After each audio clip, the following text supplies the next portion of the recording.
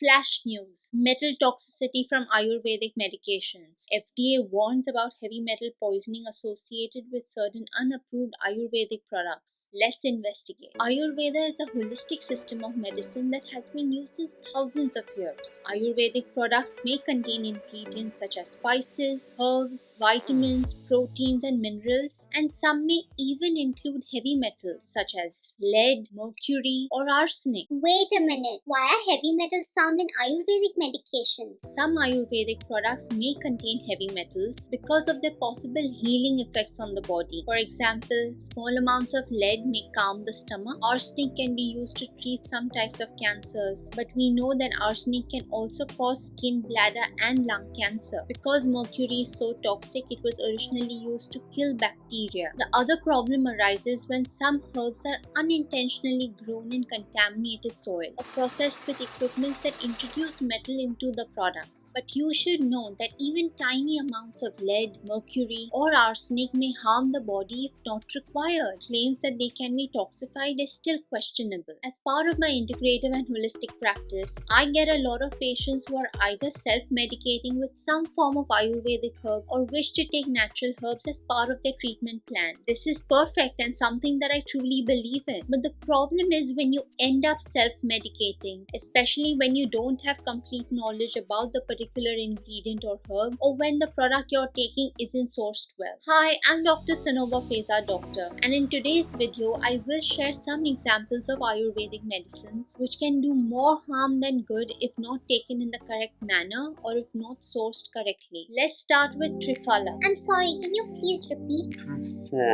Triphala is the most commonly used herbal formulation in all of Ayurvedic medicine. Tri means three and Phal in Sanskrit means fruits. It is basically just a combination of three fruits: Indian gooseberries, that's amla, the bibitaki fruit, and haritaki. It's not some drug or some extract, but just three types of fruits that are dried and crushed into a powder form. Okay, so what are the benefits? One little pinch has as much antioxidant power as a cup of blueberry. It has been preferentially found to wipe off breast cancer cells in vitro while leaving normal breast cells relatively alone. There is some data that it can help with pancreatic cancer as well. A recent review suggested, and I quote, "All these reports suggest the effectiveness of Triphala as a non-toxic selective anti-neoplastic, that is an anti-cancer product." That is fantastic. So what's the problem? In 2011, an analysis revealed detection of heavy toxic metals and pesticides in herbal plants, which are commonly used in herbal formulations. Uh-oh. We actually started recognizing it as a problem about a decade ago when the CDC started noticing cases of lead poisoning associated with Ayurvedic medications, fatal infant brain disease, paralysis,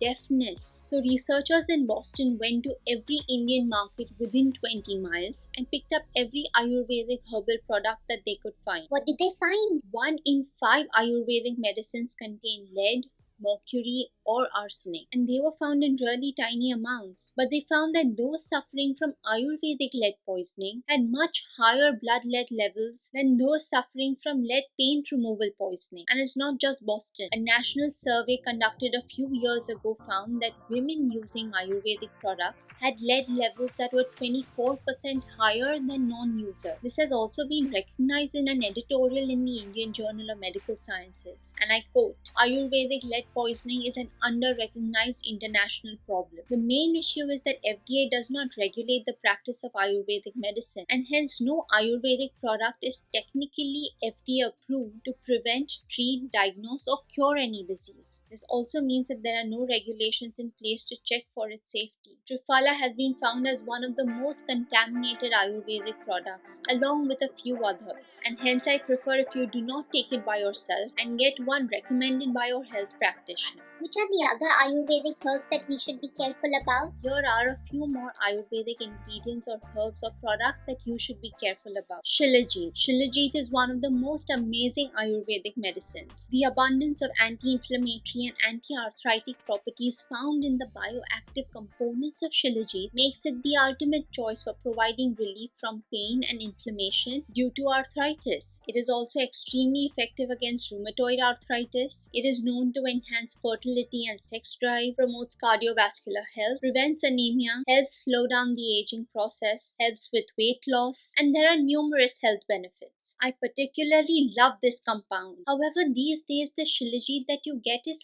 highly contaminated and available in cheap qualities, though you might actually end up paying a very high price for it. 99% of the commercially available Shilajit do not pass the test of purity as mentioned in Ayurveda, and hence do not offer the benefits that you're looking for.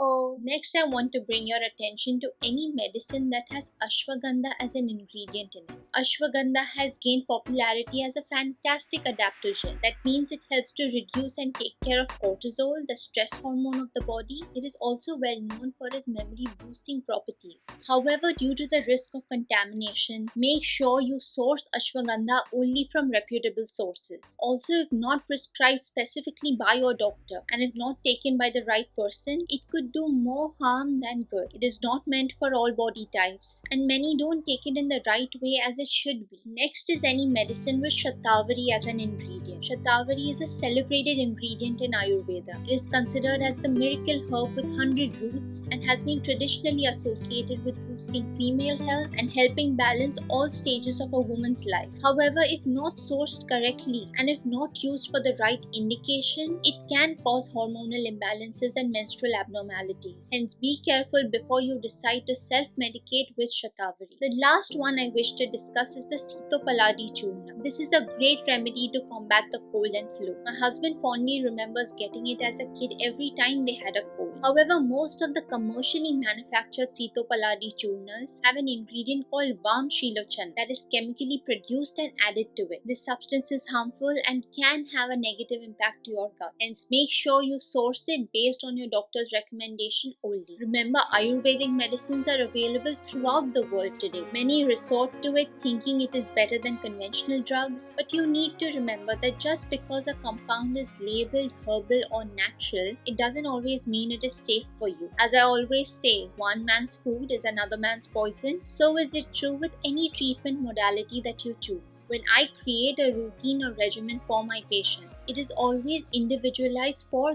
that person. No two people are the same, and hence nor can their treatment or their regimen be, right? So always exercise caution. If you found this helpful, like the video and share it with your friends and family, especially if you know someone who's self-medicating or taking Ayurvedic herbs and preparation. It is important to take ownership of your health, but at the same time, you should be well informed and responsible. Let me know your thoughts and feel free to ask any questions in the comments below. I'm sure you already have, but make sure you subscribe to the channel and turn on the bell notification icon so that you don't miss out on any new video that gets uploaded. Continue to glow, thrive and shine as always. Take care. I'll see you soon.